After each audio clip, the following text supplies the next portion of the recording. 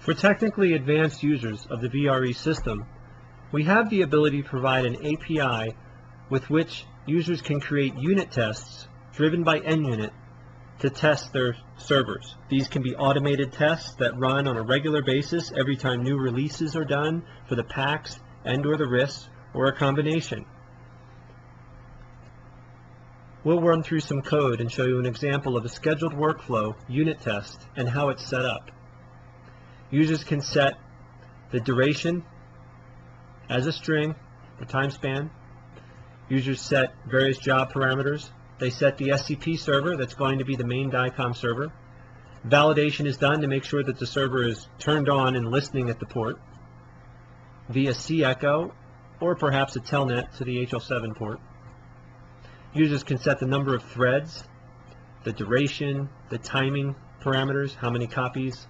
They set the modality worklist server. They can add in an MPPS server if they like. And they, of course, configure the HL7 server if needed. They set each of the HL7 message types, which are ADT, ORM, and ORU, whether or not to send each of the types. They choose a study UID that matches from the VRE data system so that those data sets are used for this test. They set an email for the result when the job is finished.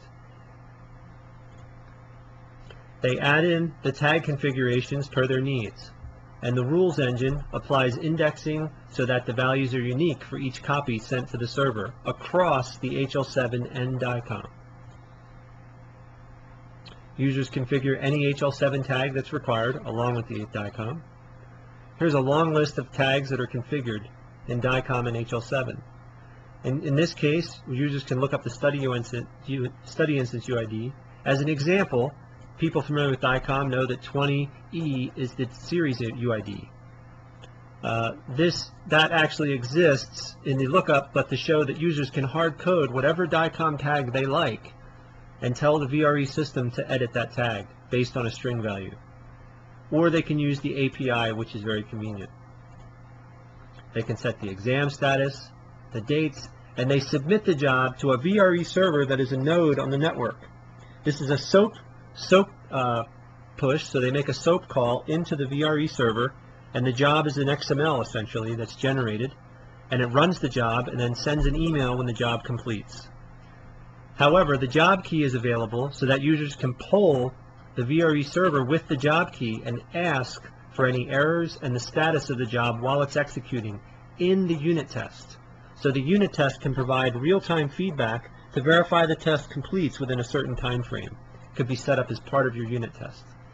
This is very convenient for users that have a large-scale system to run and they have test scenarios that they would like to do over and over for regression testing or to verify timing, etc. Multiple scenarios can be imagined where this is useful for end users.